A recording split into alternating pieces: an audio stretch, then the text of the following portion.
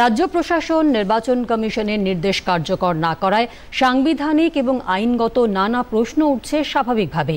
দূরদর্শনের মুখোমুখি হয়ে সাংবিধানিক সংকটের আশঙ্কার কথা শোনালেন প্রাক্তন বিচারপতি অশোক কুমার গাঙ্গুলি।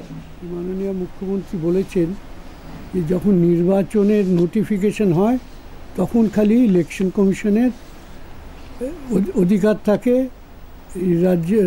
রাজ্যের যে আধিকারিক তাদের উপর। আমি খুব শ্রদ্ধার সঙ্গেই বলছি, মাননীয় মুখ্যমন্ত্রীর ধারণাটা সম্পূর্ণ ভ্রান্ত। আইনে পরিষ্কার বলেছে যে যারা যখন এইসব কাজ করবেন তখন তারা ইলেকশন কমিশনের অধীনে ডেপুটেশনে থাকবেন এবং ইলেকশন কমিশনই তখন তাদের সুপারিনটেন্ডেন্স কন্ট্রোল ওভার ডিসিপ্লিনের পুরো দায়িত্বে থাকবেন।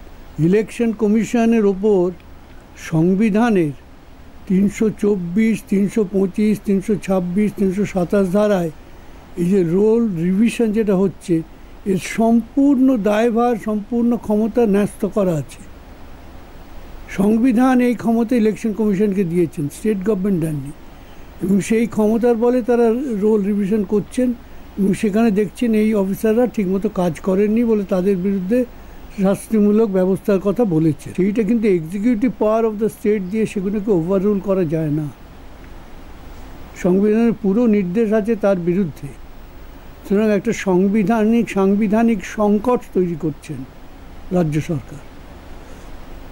এবং আমাদের দেশে যে যুক্তরাষ্ট্রীয় কাঠামো আছে তাতে রাজ্য সরকারের পক্ষে এই ধরনের ক্ষমতা প্রয়োগ করা যায় না।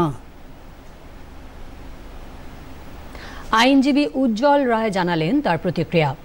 চিফ সেক্রেটারি উনি একটা প্রিলিমিনারি এনকোয়ারি হবে বলেছেন, উনি বলেছেন আদারওয়াইজ এটা নাকি হার্টস হবে। কিন্তু আমার বক্তব্য অনুযায়ী এই জিনিসটা কিন্তু আইন এর লেখা নেই।